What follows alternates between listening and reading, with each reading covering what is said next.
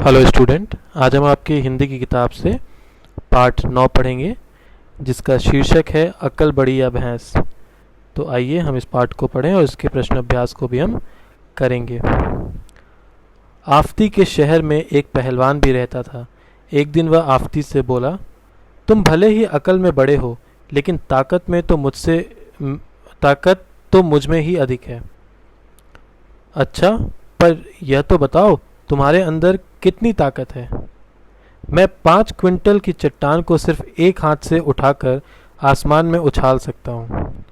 अच्छा, आओ मेरे साथ, देखते हैं कौन अधिक ताकतवर है। ठीक है।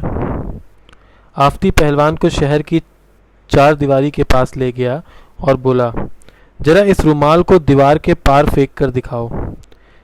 यह भी कोई बड़ी बात है। पहलवान ने रुमाल उठाकर पूरी ताकत लगाकर जोर से फेंका, लेकिन रुमाल वहीं गिर पड़ा। आफ़ती ठहाका मारकर हंस पड़ा। अब मेरी ताकत देखो। आफ़ती ने एक छोटा सा पत्थर उठाया, रुमाल में उसको बांधा और दीवार के पार फेंक दिया।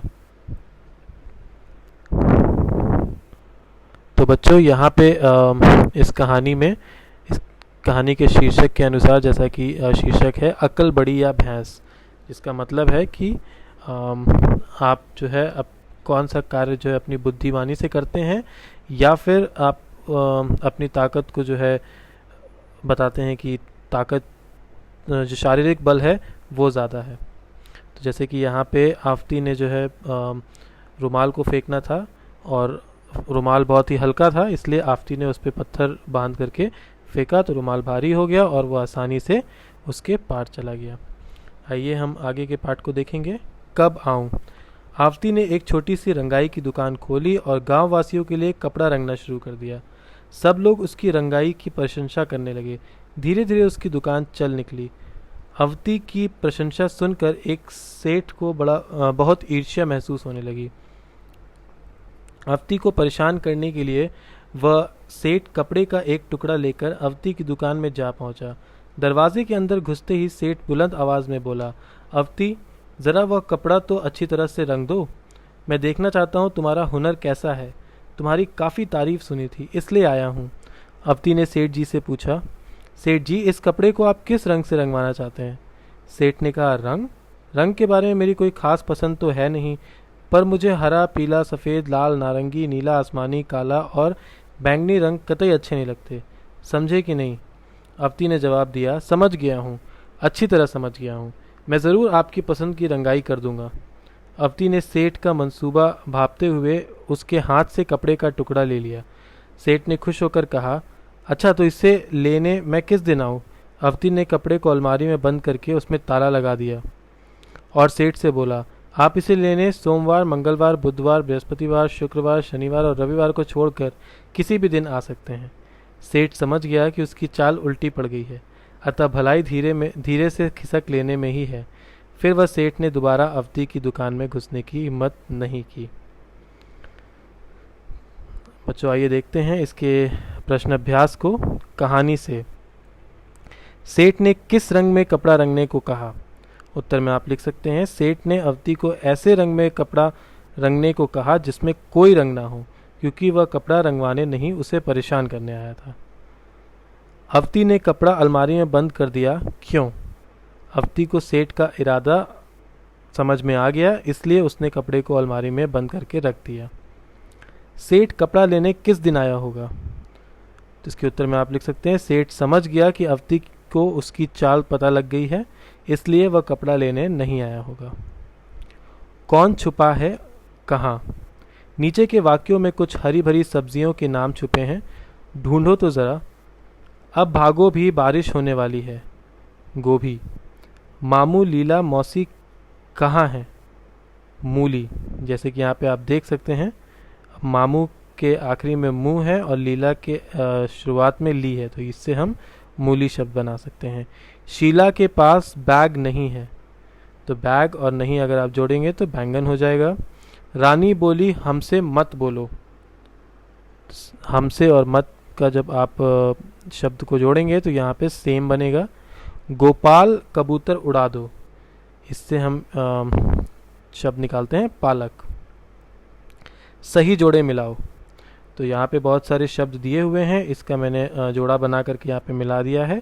आप देख सकते हैं, जैसे प्रशंसा जिसका मतलब होता है तारीफ, ऊंची मतलब बुलंद, ईर्ष्या, जलन, कतई, बिल्कुल, जरूर, अवश्य। मुहावरे। चित्रों को देखो, क्या इन्हें देखकर तुम्हें कुछ मुहावरे या कहावतें याद आती हैं? उन्हें लिखो। अंधेरा, तो अंधेरे से एक कहावत बहुत यहाँ बहुत हर जगह बोली जाती है, दिया तले अंधेरा। से अगला है आरसी, हाथ कंगन को आरसी क्या, पढ़े लिखे को फारसी क्या। आस्तीन, आस्तीन का सांप। 11, एक और एक 11। तो ये सारे मुहावरे हैं जो कि इन शब्दों से बनते हैं। कहो कहानी। विद्यालय, गुरुजी, छुट्टी, बंदर, डंडा, पेड़, केला, ताली, बच्चे, भूख। इन शब्दों को पढ़कर तुम्हारे मन में कुछ बातें आई होंगी। इन सब चीज़ों के बारे में एक छोटी सी कहानी बनाओ और अपने साथियों को सुनाओ। तो बच्चों, ये भाग जो है आपने आपसे भी कर सकते हैं, लेकिन आपके समझने के लिए मैंने यहाँ पे इसको कर दिया है। जैसे एक कहानी हमने बनाई है यहाँ पे। एक बार विद्यालय में गुरुजी कक्षा में पढ़ा रहे थे।